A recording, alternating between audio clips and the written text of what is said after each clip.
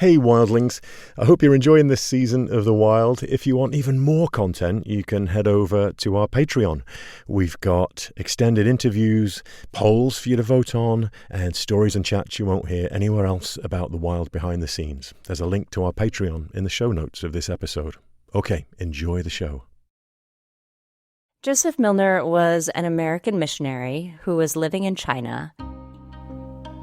And during one of his visits to the marketplace, he saw an unusual pelt, black and white. He'd never seen anything like it before. The year was 1919. This missionary, Milner, had a feeling that the unusual pelt he'd stumbled across in a little Chinese market was something special. So he bought it and shipped it home to the American Museum of Natural History in New York. And here it caused a sensation. The museum announced that they had this animal. They had a creature from Tibet, a rare beast. People didn't know what this rare beast was. Some suggested it could be a bear of some sort. One unfolded is like a story from an Indiana Jones movie. And author Dr. Nathalia Holt has traced every detail of it. There had been many scientists who had said, this might be a hoax. What kind of bear would have black and white? It's been dyed. It's not real. But it was real. And it was a bear. Today, we call it the giant panda. And when that pelt was first put on display, it set the scientific world buzzing. More expeditions set off for China to search for proof of the black and white beast. Not one panda is brought back to Westerners. And now people are starting to get skeptical again. They're wondering if the panda is actually real. Remember, it's the 1920s. Fortune and fame could be made from pelts and scientific discoveries, so the incentive is huge. But nearly a decade goes by, and no one can find a second giant panda. All this fuss catches the ear of two brothers, two pretty famous brothers. And so in 1928, when the two eldest sons of President Theodore Roosevelt decide that they're going to go out and find the panda, very few people think they'll be successful. It is really a surprise that their expedition is able to accomplish what it does. That's right. Teddy Roosevelt's boys took up the case. It's a remarkable story, one that was almost lost to history. And Nathalia Holt tells it in her new book, The Beast in the Clouds, the Roosevelt brothers' deadly quest to find the mythical giant panda. But this story is about way more than just two brothers' dangerous search for a mysterious species in a strange part of the world. It's also about the moment in history when humans began to understand their real impact on the natural world, a realization that led to the birth of the modern conservation movement.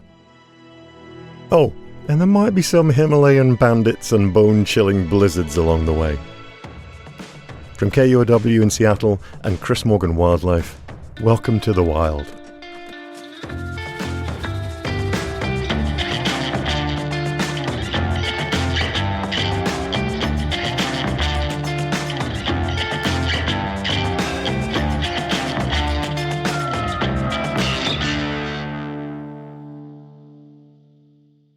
Dr. Nathalia Holt got her PhD in biology and is also a New York Times best-selling author. Her work has also appeared in the Wall Street Journal, Slate, and Popular Science. Today, my conversation mixes two, maybe three of my favorite things: bears, mystery, and adventure. Nathalia, thanks for being here. Thanks so much for having me. The closest I've got to a giant panda is narrating a documentary about them a few years ago, but never been into panda country, never seen one in the wild. This is all going to be so new to me. It's fun to talk about pandas because they are rare today as they were in the age of the Roosevelts. Right, yes, they still struggle and need attention like they did back then, hey? So at the beginning of the 20th century, what was known about the giant panda? Very little was known about the panda at this time. In fact, the Museum of Natural History put in their publication that they knew nothing about the environment, the diet, anything at all about the panda was still unknown. All they had at this point was a pelt. And so to be able to find basic information was important. And I suppose it was a time, like you say, when there was so much unknown about the wild world, wasn't it? Absolutely. The 1920s were this time of exploration. When scientists were going out, they were discovering new species. Nobody knew which mountain was the tallest on Earth. Nobody knew which trench in the ocean was the deepest. There were explorers headed to every corner of the globe. And what's interesting about the panda is that it is the last large mammal unknown to science. Brown bears, black bears, even polar bears had long been known by humans. You would think polar bears surely wouldn't have been discovered early on, but that's not the case. We know there was a polar bear in the zoo in Alexandria, and there was even a polar bear in the menagerie in the Tower of London in 1252. So the panda is really something different. It's really this animal that was unknown to Westerners. And even in China, where you would expect the bear to be known, it wasn't. And it has a lot to do with where the panda was found. China, of course, is a vast country. And the panda is found only in select parts of high elevation bamboo forests.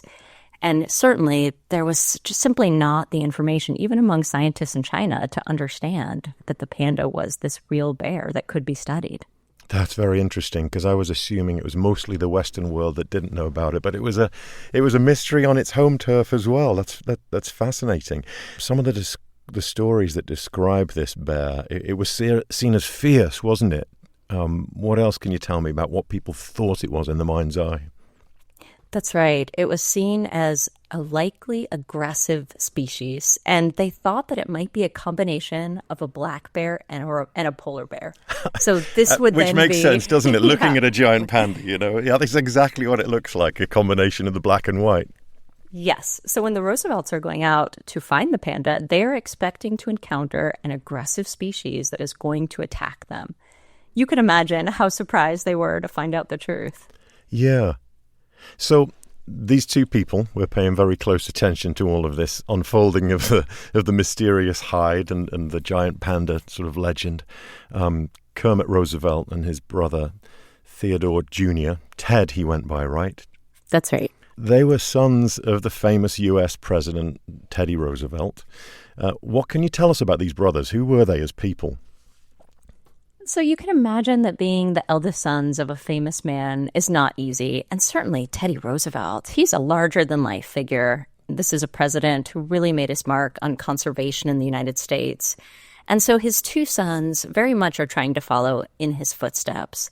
But at this point in their lives, they're in their late 30s and early 40s, they are struggling. And what we see is that Ted is the eldest son, and he has been trying to become a politician like his father, and he has failed. He was not able to be elected governor of New York. He was embroiled in this terrible scandal, the Teapot Dome scandal, where bribes were being taken in exchange for leasing oil lands. And so at the time that he is starting this expedition, he's at a low point in his life, and he is very much looking to recapture some of his father's legacy. And we see this with Kermit as well. Kermit is struggling with his business. He's not successful, and he's having difficulties in his home life too. But both brothers are always bonded when they go out into nature and in the woods. And this is something that their father really taught them. And even though he could be very hard on his sons, he also was very loving with them. He was the kind of dad that would get down on the floor and play with them. He wrote them affectionate letters. He told them many times how much he loved them. And then the other side of that is that he did stress how important it was for them to be strong. Ted, we see when he was 10 years old, ended up having a near nervous breakdown because of his father's pressure. And Kermit also really went through some very difficult times with his father. So in 1928, when they're going on this expedition, they are looking to reclaim some of that glory. They want to do something that they know would make their father proud. Fascinating, really. You could really dive into the psychology a lot of how that drove them on. Were they hunters, like their dad?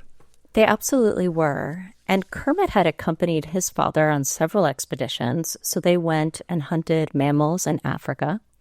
And he also went with him on the River of Doubt expedition in South America. in 1912.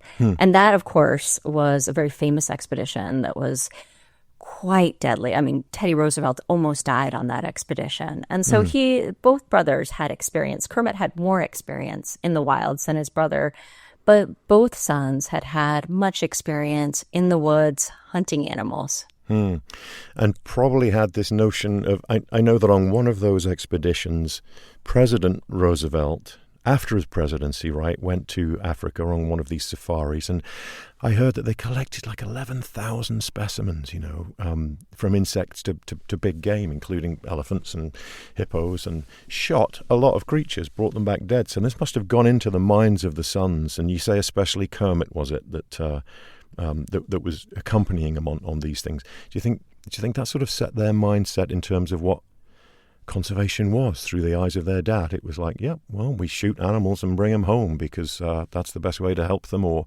understand them. Is that safe to say? Yes, it's hard for us to wrap our minds around this, but at this point in time, conservation biology relied on hunting. Every scientist who was working for these museums hunted animals in order for the museum to be able to study them. In fact, they would even hunt endangered animals. And the thinking at the time was that these animals were going to die anyway. Nature had made its choice. And so it was better to have the animals be studied and to be marked in the history of mammalogy than to just have them all perish by themselves. Wow. And it's really hard for us to understand, but this was really the thinking at the time. And so Teddy Roosevelt defended himself vigorously on this topic. He said, "I can only be condemned if the natural history museums of the world can be condemned." And he really felt that these hunting trips, were essential to us understanding biology. And of course, so many of the specimens that were collected, as crazy as it seems, it wasn't all for exhibits. Most of these animals were actually studied by scientists who then used them for evolutionary biology and to understand more about these creatures at a time when we simply didn't have the technology to study them any other way. Right, good point. Very early days in terms of what was possible. This was the way it was done. This was the modern face of conservation back in the day. It's hard to believe, but you have to remember that perspective, I suppose. Now, had others tried to find the panda before these guys? Dozens of expeditions went out to find the panda in China after 1919. After that exhibition took place in New York City at the American Museum of Natural History, there were so many explorers who thought, okay, the panda's out there and we're going to be the ones to find it. And everyone knew that whoever found the panda first would gain immediate fame. It would just become a sensation. And so that's why it was such a surprise that a decade passes without anyone finding the panda, despite how many people had gone to China searching for it. Just sort of building the mystique around it. Absolutely. So by the time they came around to it, it was like the story was kind of out of control and we've got to go. So they decided to go on this scientific expedition. I thought it was interesting that they go out to find the giant panda, and it's funded by Chicago's Field Museums. And I think the fact that the museum was paying for the expedition is important because it sort of gets to the thinking around conservation in this era. And you touched upon it a minute ago, but how were scientists and naturalists really viewing conservation back then at the beginning of the 20th century? So scientists out in the field would find animals that they thought were unusual, but they couldn't really know how this fit in with the greater knowledge of biology until it was brought back to the museum. Mm-hmm. And so this expedition, for example, that the Roosevelts undertook, they brought back thousands of small animals. They brought back 40 large mammals, and they discovered 19 new species. On the trip to go and find the giant panda? That's right. Just like happened to stumble across 19 new species on the way. I mean, there was some work involved. It wasn't just stumbling around. Wake up in the morning and there it is outside the tent, right? So they set out to do just that, find this mysterious black and white bear and kill it in the name of science into some pretty gnarly territory, I understand, right? Where did they head to? Can you place us on a map? Yes. So they are heading to China and Tibet. And so they go in through what was then called Burma, which is today Myanmar. And this is called the back door of China. And so they're going on this one very small, narrow trail that goes in this back door.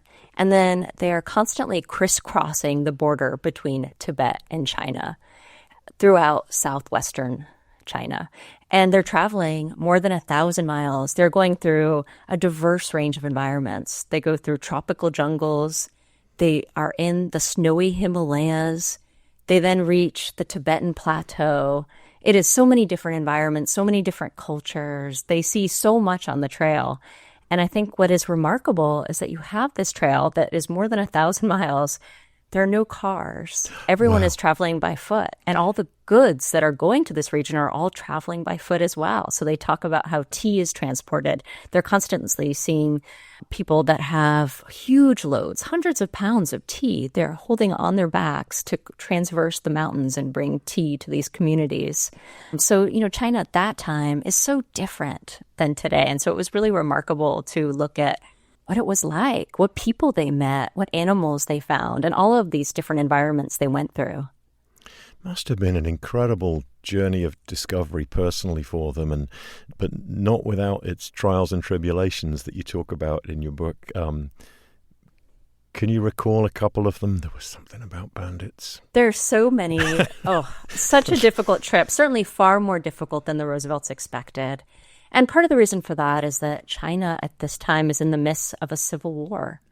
There is many contested regions that China is fighting for. There are autonomous regions that are controlled by Tibetans, which were a diverse group who practiced different religions, had different cultures, had different languages, all throughout the trail where the Roosevelts traveled. And so it's in a state of uproar as they're traveling. And so there is one point where they are attacked by bandits. And what I found remarkable is that they are saved by a group of women. And these women served as guides. They were sort of like the Sherpa people of Nepal. So they would make the trail. They would help find the way. They would set up camp.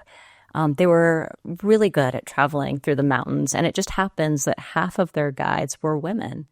And so during this one period where they are attacked by bandits, it is actually a group of women that end up circling around the bandits, taking one of their mules, whipping it in its rear, and it then flies off, and they're able to then go pursue the bandits, track them down, and keep them from attacking them again. It's really an exciting moment on the trail that this happens. I mean, the giant panda story is pretty good, but let's talk about the bandits more. That's insane. And all up at this high elevation, right? Altitude sickness, I'm sure, and perhaps giardia or other obstacles of the day. Absolutely. So traveling through the Himalayas, these are high elevations they're going through. They're snowy mountain passes. They're traversing 17,000-foot peaks. Wow. I mean, really, they're going very high up in the snow. And they got a very serious case of altitude illness. And they are just gasping for breath in their sleep. They would wake up every few minutes just gasping for air. And at the same time, they end up losing a number of their mules because the conditions are so bad. There are these blizzard conditions in the Himalayas that the mules decide to just abandon camp. And they still are carrying all of their food. Nightmare. Yeah. And so they're using mules along the trail to help carry their supplies, their food, and the specimens they're collecting. And at night, they didn't want to take all of the food off because they were using it sort of as insulation for the animals. Mm-hmm. And so when the mules run off, they are more than a week away from the nearest town, and they have no food. Wow. I mean, things are looking bleak. It does not seem as if they will possibly get through this. And they're rescued by a group of lamas. So these are Tibetan monks who live in lamaseries in these remote regions of the Himalayas. And they serve often as doctors in these areas during that period of time. And so they were able to take in the Roosevelts, feed them, patch up their jackets with their own yellow robes. And they really are very kind to the Roosevelts. And the only reason they survive at all is because of these lamas in Tibet. And probably not because they were famous, right? I'm sure the lamas in Tibet had never heard of the Roosevelt family.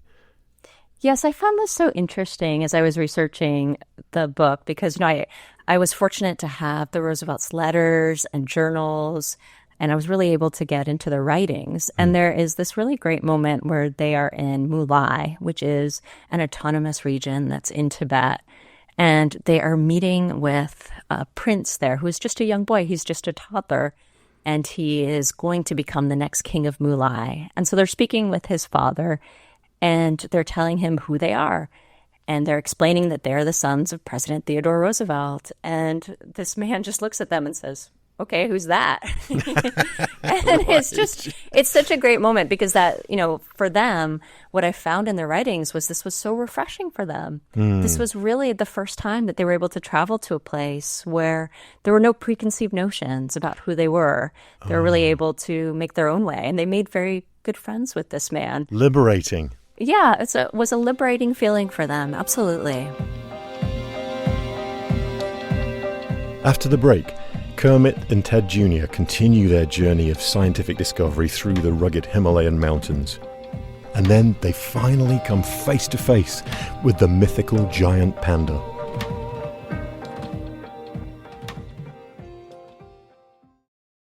Hey, Wild listeners. Thanks for listening to The Wild. We're so happy you're here. If you want more Wild content, you can visit our Patreon. You can find extended interviews there with our favourite guests and polls for you to participate in and conversations with my friend Ken about behind-the-scenes moments of making The Wild and so much more. There's an easy link to Patreon in the show notes of this episode, or you can just search for Chris Morgan Wildlife on Patreon. Okay, back to the show. So the giant pandas, their focus, but they were also, back to what you were saying a minute ago, documenting other species that they found along the way. What did that work look like? Could you just tell us what they were finding and how that must have felt going into a world of discovery like that in some ways?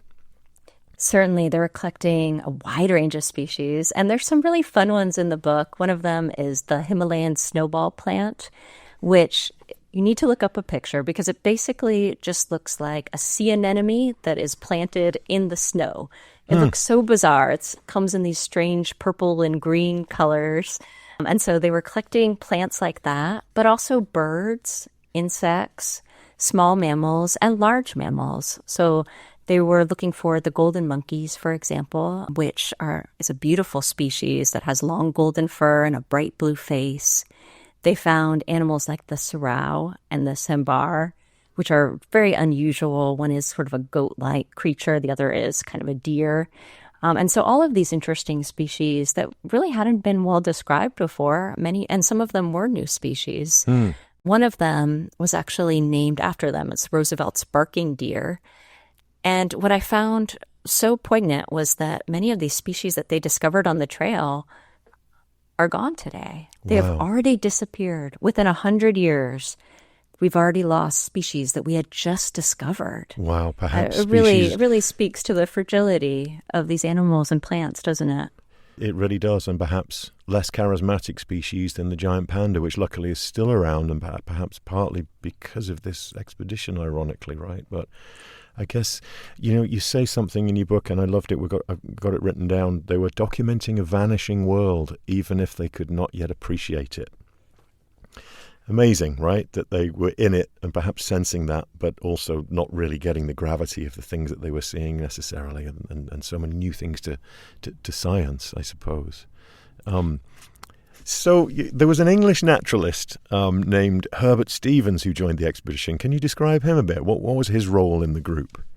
Herbert Stevens is the real scientist on the trip. This is the man with the PhD who is very well trained in how to identify species.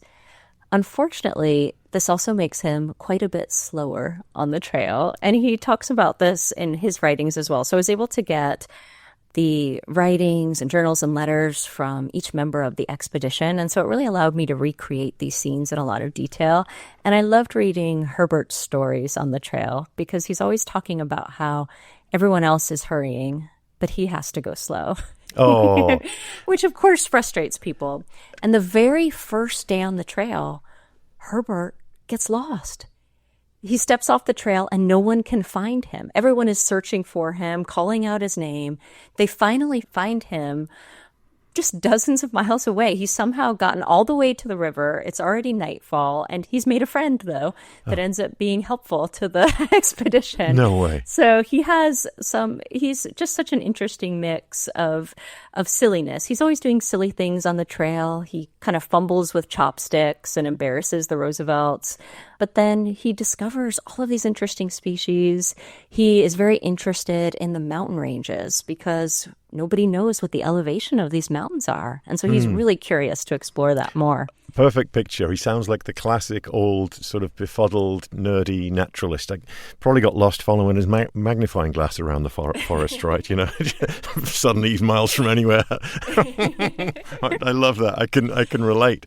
The group came across a big expanse of rice paddies once, and there were hundreds of cranes bathing and splashing in the fields that you describe. And Herbert and the Roosevelts had sort of different ideas about what to do with the cranes. What happened when they approached the birds? Herbert was very protective over birds and especially cranes. He absolutely loved cranes. And so they come across a group of Saurus cranes. And the scientific name for these animals is Antigone because it has this red mark across its throat. And everyone is getting ready to shoot these cranes, and Herbert gets very angry. Unusually so. He is not usually that forceful, but in this case he is. And he insists that everyone put down their weapons. He does not allow a single person to shoot. He loves these cranes, and he feels very strongly that they need to be protected. And did it work? Did they didn't shoot the cranes? They did not shoot the cranes. Yes, and it's, I talk a bit about these cranes in the book because this is a species that has very much struggled in the past few decades. Its numbers have declined immensely. They are far rarer now than they used to be. And it was so remarkable to read about a time when they were plentiful, when they were across the trail, when they were seeing these cranes. It must have been really beautiful. And there's some depth to that as well, because I know Herbert wrote about these cranes as indicator species, didn't he? One of the first people to use that kind of language, I bet. Why did he describe them that way? Yes, so he was looking at different animals and how they respond to the environment. So addressing this idea of an indicator species so that when one species is struggling in an environment, it says something about the health of the environment itself. And nobody really had described Saurus cranes in those terms before. So he was very early on. He was really looking at the interaction between the animals he was studying and the environment in a way that is unusual. When you look at his papers, they're very different from others during that time. And I think it says a lot about how much time he spent in the field. Because for other scientists of that era, they were often simply sending out hunters that then would send species back. They would then write papers based on that information, but they weren't seeing the animals themselves in their environment. So Herbert Stevens was doing something different. I think that's why he made such a mark in this era of conservation biology. I bet he loved Darwin for the same reasons, right? Yes, absolutely. Analyzing species in situ as opposed to hides and mounted animals or animals in zoos. Yeah, a whole different thing, hey? Okay, back to the pandas. We talked earlier about how people were imagining them at the time, sort of fierce and aggressive and maybe huge, giant pandas, right? I mean, it kind of conjures up a 10-foot bear, doesn't it? But what can you tell us about the reality of a panda's life history? Where does it live? What does it eat?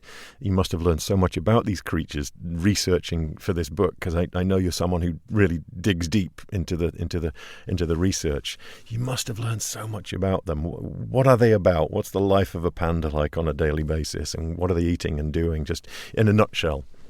Oh, there's so much interesting panda biology I was able to incorporate in the book. I loved learning about pandas for the book. And what I found interesting was following the Roosevelts on their trail for this species, because they would find some really interesting marks, but not really understand what it meant. But today, we have the studies to understand what it means. So, for example, they would see that the pandas were scratching on trees, and then they would notice that there was rubbing on those trees, but they didn't understand what this behavior was. Today we understand that pandas do this to communicate. They will scratch, they will rub glands on trees, and this is how they meet each other. And this is because pandas are a very solitary species. They live alone for most of their lives. And in this way, by being able to do scent communication, they can meet each other before they mate. And so it was really interesting to look at all of the different behaviors, and especially, of course, how they live in this very remote area, these high elevation bamboo forests. And, at this time when the Roosevelts are traveling to find them, these forests are incredibly difficult to get to. There are no roads there. And this area is controlled by a people who are known as the Yi people. And they are protective. They do not like the Chinese. They do not consider themselves Chinese. They have a very different culture, different traditions, different language. And so they are protective of their space. And so many naturalists had warned the Roosevelts, do not go to this area. These people are savages. They will kill you. And what the Roosevelts find, of course, is that they are really the savages. They are the ones that are coming into this area. They're very well treated by people there.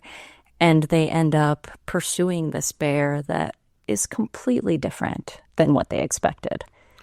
It's not surprising. It sounds like by the end of this expedition it had been so life-altering, but we'll get to that because it's remarkable, the things that they encountered and the sort of revelations along the way, it sounds like. Absolutely fascinating. And I know they were going from, so was this I loved the phrase, the land of Yi. Is that what it's called, this area that you're talking about? Yes, so many Westerners called it Lolo Land, which is, it's considered a derogatory term today. It's kind of unclear. Some people would consider it derogatory at that time, some people wouldn't. But it was a very distinct culture of people, and many other scientists were worried about them. They really were concerned that the Roosevelts would try to go there. And in fact, the Roosevelts did not go to this area until they were desperate. Until they were at the end of the expedition. They had not found the panda anywhere. They had failed over and over again to find the panda. And it was only at the end that they decided to take the risk to go there. They expected that they would immediately be in danger. And instead what they found was a group of people who at first were suspicious of them because they had these long beards. And so they were really worried that these were some Catholic priests who were coming to convert them. But when they learned that, no, these are not priests, then they were very welcoming. And they warned the Roosevelts. They told them, the panda is a gentle animal. We do not find it often. We don't hunt it. But the Roosevelts didn't listen. They had this own idea of what they thought the panda was going to be. And so a group of Yi hunters ended up taking the Roosevelts out to look for the panda. And they did so not because they wanted to hunt the panda, which was not something they did in their culture whatsoever, but because they thought, we won't see one anyway. It's so rare that we see these bears, so we'll take these guys out. We'll go hunting, for a few weeks, get some money, and then be done. And what happened? And what happens is the unexpected is that they come across signs of a panda. They come across one of these scratchings in the tree that has black and white fur in it. They know it's a panda that has been there. Wow. And then they start seeing the signs of the panda trail. And the Yi hunters stop in their tracks and they say, no, we're not going on. We're not going to hunt these panda.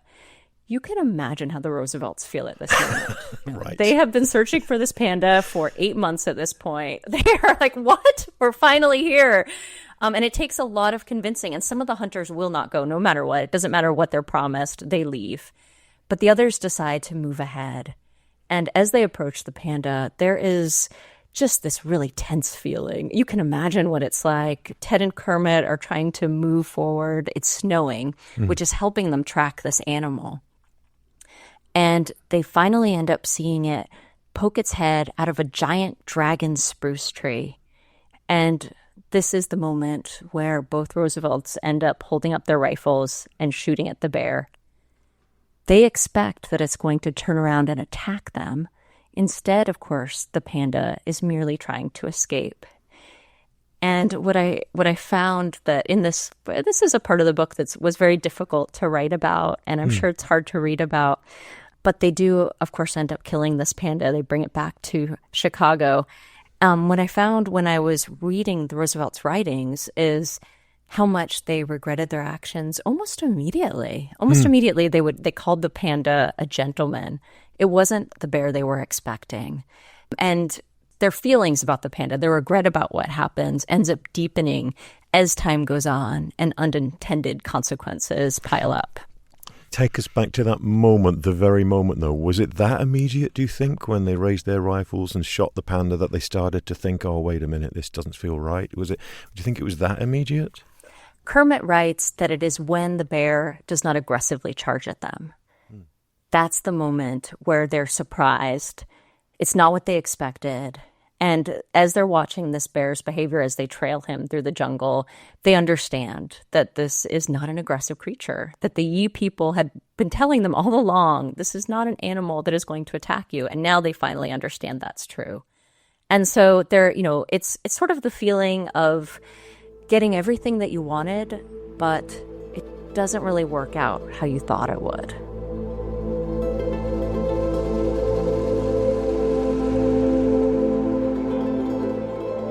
After the break, what happens when the Roosevelt brothers get home with their trophy panda?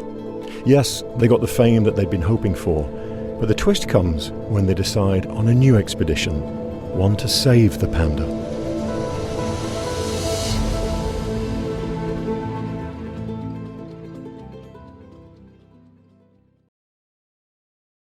Kermit and Theodore Jr. came back to the States in 1929.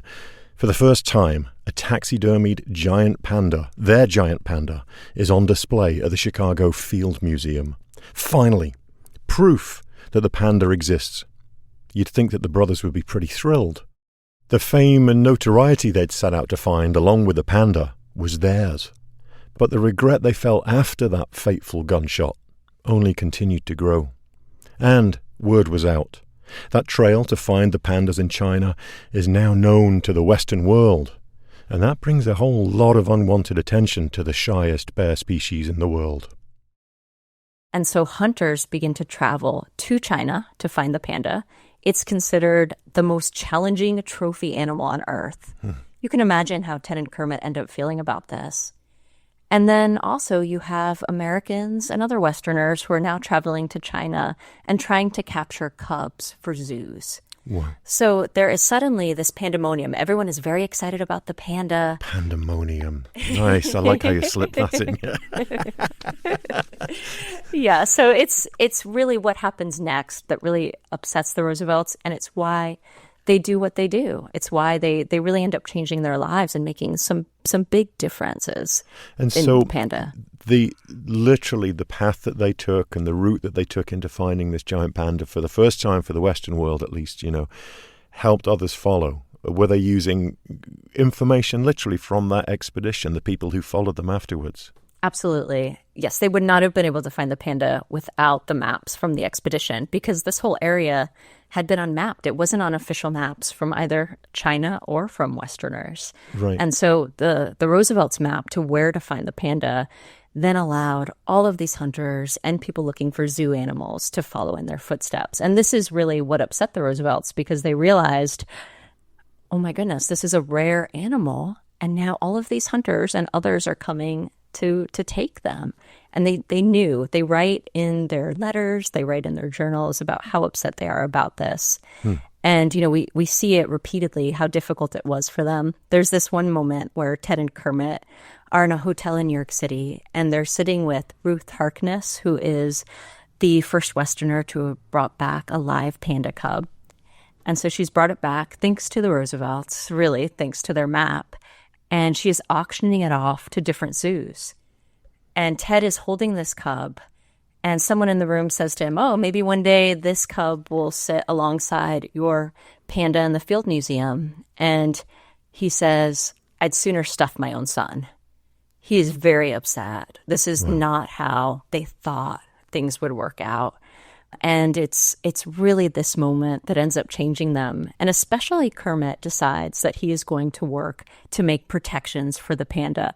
And at that time, this is all new. The idea that you would make specific protections to not hunt a large animal because it's rare is just simply hasn't been done before. And there certainly have been plenty other of animals. I talk in the book about otters and other animals that people believed had gone extinct, and yet no protections were made to save them.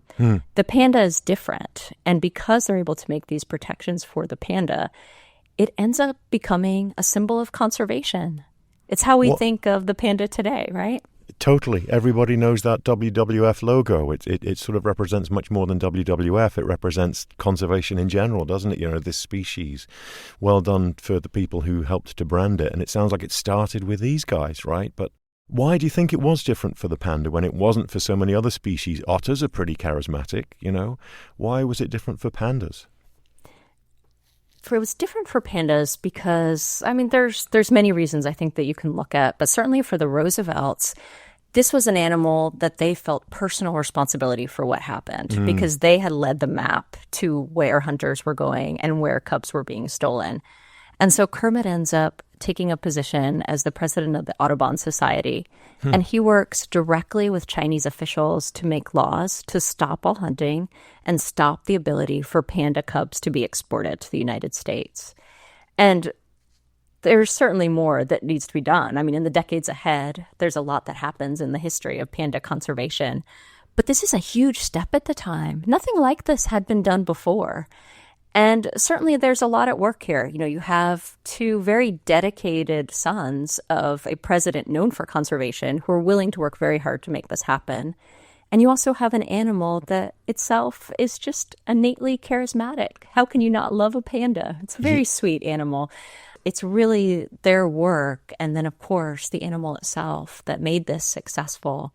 And today, you know, the protections that pandas have, they protect other species as well. They're sometimes called an umbrella species because the laws that we have put in place to protect the environment pandas live in helps protect other animals that live nearby. So these guys regret killing the panda. It sets off this pandemonium, as you call it, and immediately they start working with China. What was China of the day? Do you think that was an easy thing for them to walk up to the doors of the Chinese government and say, you guys need to protect these pandas? I mean, that alone seems quite colonial, doesn't it? You know, but what do you think that relationship was between these brothers and the China of the day? Because that seems remarkable that they succeeded to get some kind of protection. It would be very difficult for anyone else to have done it. It helped that they had the connections.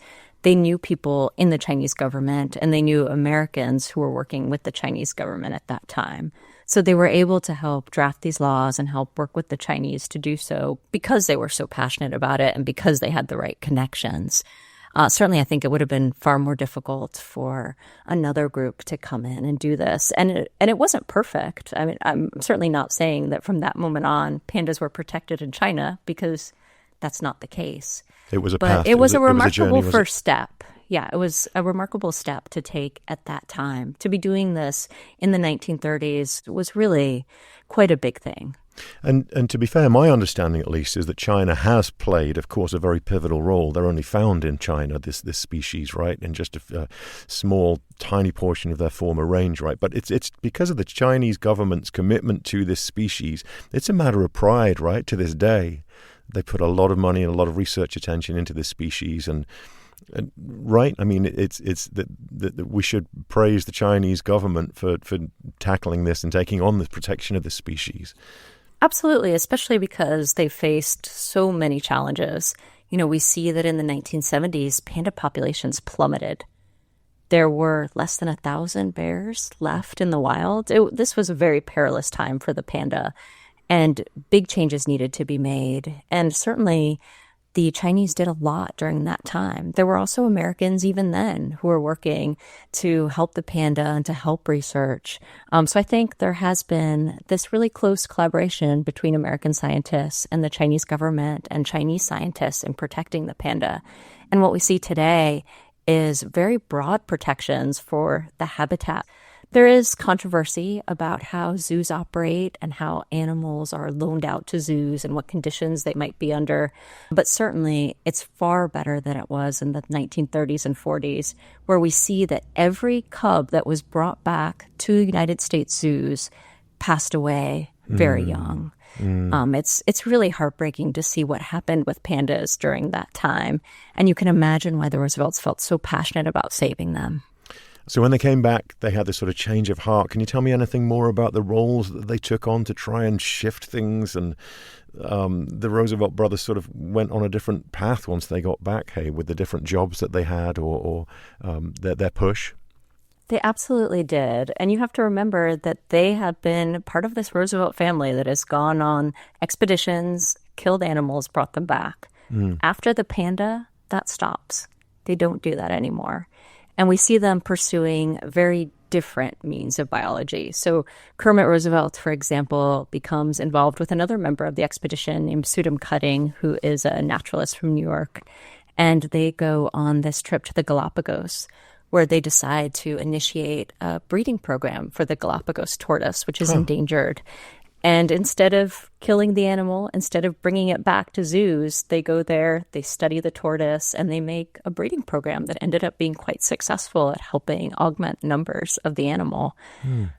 He then takes a role as vice president at the New York Zoological Society, and then later as president. Kermit? This is Kermit, yes. And so in each of these roles, he begins doing more protections. He calls for a ban of duck hunting. He writes this column when he's president of the Audubon Society that is constantly looking for more protections for animals. And it's such a change of pace. You can really see in his writings from the time how important this became to him. So different than in the past. And Ted makes some changes too. You know, this is a man who had hoped to become a politician like his father. Instead, he ends up going to Puerto Rico. He does become governor there for a very short amount of time. He then comes to New York City and becomes a publisher. He ends up editing books on China and having a really interesting role doing that. So both of them really kept part of this expedition in themselves. It really changed who they were and how they approached the world after this. It seems like the brothers sort of represent a changing time and a change in thinking at that time. And you know, there was growing understanding that human activity could impact biodiversity and that we all had to be mindful of that. And the things that you talk about are so fascinating, where it's like protect the species where it is and you don't have to bring them all home. Why was all this so revolutionary? It's hard for us to picture it as revolutionary today. Today it seems, well, of course, you don't have very many pandas. You would make protections for them. Of course, you wouldn't go and hunt all these animals from the woods that are rare species that you don't know anything about. But at that time, this was absolutely radical. This went against what so many scientists at the time believed and how museums operated at the time. So for Kermit and Ted to make these changes was a whole new era in conservation biology that they were starting. It was very different what they chose to do during this period.